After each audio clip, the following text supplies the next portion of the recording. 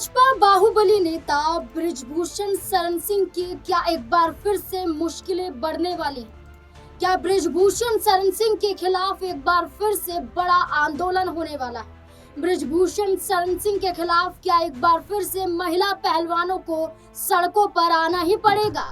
क्या भाजपा सरकार को झुकाने के लिए पहलवानों को फिर से बृजभूषण शरण सिंह के खिलाफ हल्ला बोलना पड़ेगा?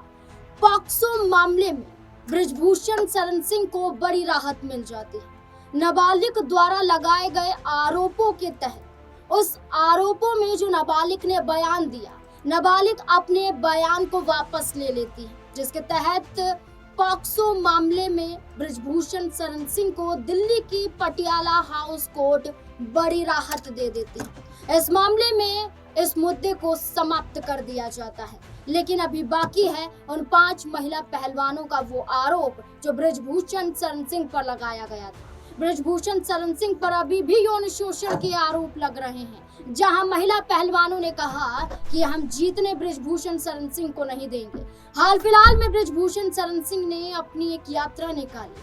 अयोध्या में भव्य स्वागत बृजभूषण शरण सिंह का किया गया, लेकिन क्या ये तूफान क्या किसी पीछे की खतरे की घंटी है?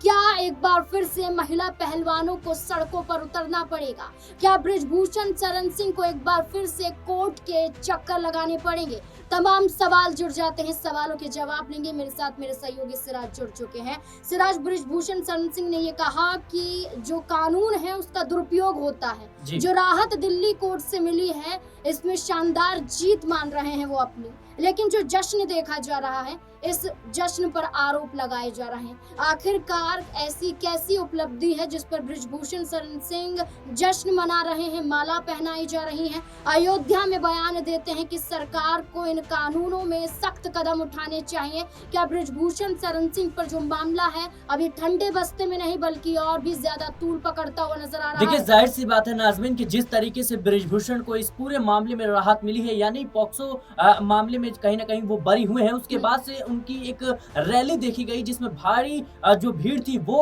कहीं ना कहीं उनके साथ ही इसके साथ ही फूल माला से उनका स्वागत किया गया। और इसको ट्वीट करते हुए बृजभूषण ने जो कुछ कहा वो पहलवानों के लिए कहीं ना कहीं अप्रत्यक्ष रूप से ताने जैसा हो सकता है। और जाहिर सी बात है कि इस पूरे मुद्दे को लेकर के जो बजरंग पुनिया है, पहलवान है, जो आंदोलन में मुख्य भूमिका में थे, उन्होंने भी बड़ा बयान दिया है। उन्होंने कहा कि एक मामले में बरी तो हो गए आप, क्योंकि उन्होंने आरोप लगाया कि जो नाबालिग थी उस पर दबाव बनाने की कोशिश की गई कि वो अपने बयानों से पलट जाए, वो अपना केस वापस ले ले। और बकायदा उसने बृजभूषण के खिलाफ कोर्ट में एक बार गवाही भी दी थी, लेकिन बाद में दबाव बनाया गया और कहीं ना कहीं उसने अपना केस वापस ले लिया। ये बयान जो है बजरंग पुनिया का है। और जाहिर सी बात है कि सवाल उठने लगे हैं। इसके साथ ही उन्होंने कहा कि अभी 6 मामले हैं, एक में आपको राहत मिली है, लेकिन अभी 6 मामले हैं और इसमें कह सकते हैं कि अभी मामला चलेगा और इसमें अभी आप बरी नहीं हुए। सिराज, विनेश फोगाट जो हरियाणा से कांग्रेस की विधायिका भी हैं और वो महिला पहलवान भी रह चुकी हैं, ऐसे में उनका सीधे तौर पर आरोप है कि गवर्नर भी आपका, सरकार भी आपकी, आपको बचा लिया जाएगा। लेकिन हम यहाँ पर शांत बैठने वाले नहीं हैं, बल्कि हम फिर से एक बड़े आगाज की तैयारी करेंगे।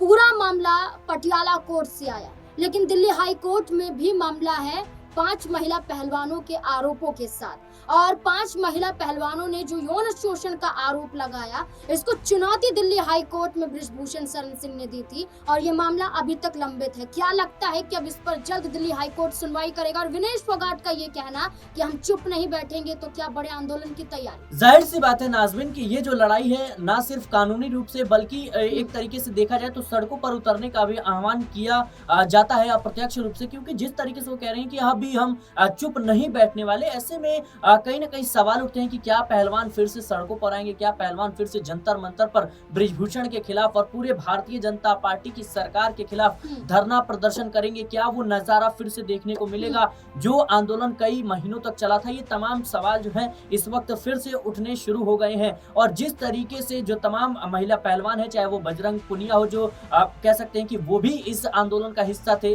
वो भी कहीं ना कहीं इस बात को कह रहे हैं कि अभी 6 मामले हैं और आने वाले समय में हमें इसका सामना करना पड़ेगा और हम कहीं ना कहीं इस पूरे कह सकते हैं मुद्दे को लेकर चुप नहीं बैठेंगे। और जिस तरीके से महिला पहलवानों ने कहा, विनेश फोगाट ने कहा कि अभी हम चुप नहीं बैठेंगे, कहीं ना कहीं देखा जाए तो अब महिला पहलवान ये भी चेतावनी देने का काम कर रही हैं कि वो फिर से आंदोलन कर सकती हैं। और ये पूरा हमें जो चीजें हैं वो हमें देखने को मिली थी जंतर मंतर पर, किस तरीके से महिला पहलवानों ने कहीं ना कहीं विरोध प्रदर्शन किया। और संसद का जिस दिन उद्घाटन था उस दिन महिला पहलवान जो है संसद की तरफ कूच करती है। उसके बाद जो उनके साथ होता है वो पूरा देश देखता है और तमाम जो तस्वीरें आती हैं सोशल मीडिया पर वायरल हो जाती हैं और मोदी सरकार पर खैर सवाल उठने लगते हैं। लेकिन ये पूरा मामला जो है अब न्यायपालिका में है और कह सकते हैं कि अब ये पूरा मामला किस तरीके से जाएगा, किस तरीके से कोर्ट फैसला लेगा, ये देखना काफी ज्यादा दिलचस्प हो जाता है। देखिए, सवाल तो ये भी खड़ा हो जाता है सिराज यहाँ पर कि जब बृजभूषण शरण सिंह को पॉक्सो मामले में राहत मिली,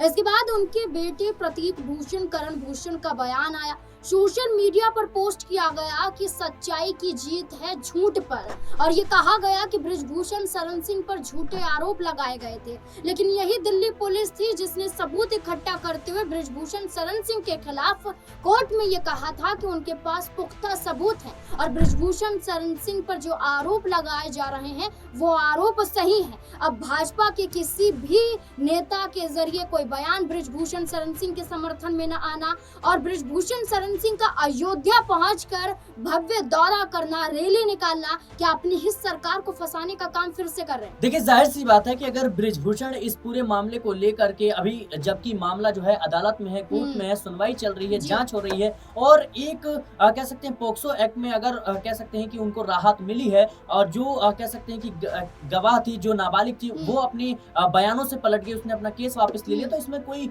बड़ी बात नहीं है, जश्न की बात नहीं है। क्योंकि देखिए, आप एक पार्टी के पूर्व सांसद रह चुके हैं, आप बड़े पदों पर रहे हैं और आपकी जो नजदीकियां हैं वो प्रधानमंत्री मोदी, गृह मंत्री अमित शाह और बड़े बड़े नेताओं के साथ है और वो पार्टी मौजूदा स्थिति में सरकार में है, तो कहीं ना कहीं सवाल तो सरकार पर भी उठने कह सकते हैं लाजमी सी बात है, उठेंगे। विपक्ष तो लगातार भारतीय जनता पार्टी पर इस पूरे मुद्दे को लेकर हमलावर रहता ही है, लेकिन पहलवानों का आरोप भी रहता है कि कहीं ना कहीं जो प्रधानमंत्री मोदी है या फिर बीजेपी की सरकार है, इनका समर्थन बृजभूषण को है। और देखिए, यही कारण है कि लोकसभा चुनाव के दौरान इनका टिकट तो काटा गया, लेकिन वो टिकट इनके बेटे को ही सौंप दिया गया। यानी देखा जाए तो भारतीय जनता पार्टी ने एक तीर से दो निशाने लगाने की पूरी कोशिश की और उसमें कामयाबी मिली, करण भूषण जीत जाते हैं। तो अभी देखा जाए तो कहीं ना कहीं जो पूरा विपक्ष है या फिर पहलवान है, ये भारतीय जनता पार्टी के खिलाफ बड़ा माहौल भी बना सकते हैं और इसका पूरा फायदा मुझे लगता है उत्तर प्रदेश की यूपी विधानसभा चुनाव में और खास तौर पर देखा जाए तो बिहार विधानसभा चुनाव में भी हमें देखने को मिल सकता है। बिल्कुल, बृजभूषण शरण सिंह ने ऐसी कौन सी कामयाबी हासिल कर ली जिसके आधार पर जश्न मनाया जा रहा है,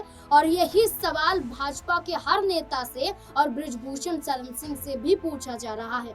भाजपा हाईकमान आखिरकार मूक दर्शक बनकर क्यों तमाशा देख रहा है? सवालों के घेरे में एक बार फिर से भाजपा सरकार आ गई है। आंदोलन का आगाज क्या एक बार फिर से होगा? क्या कानूनी लड़ाई के तहत बृजभूषण शरण सिंह क्या फंस जाएंगे? क्योंकि अभी एक ही मामले में राहत मिली है। अभी बृजभूषण शरण सिंह के खिलाफ 5 महिला पहलवानों के आरोप भी हैं, जो दिल्ली हाई कोर्ट में चलेगा मामला। अभी तक लंबित था, देखना होगा कि क्या इस पूरे मामले पर तूल पकड़ते हुए क्या दिल्ली हाई कोर्ट में जल्द सुनवाई होती हुई नजर आएगी।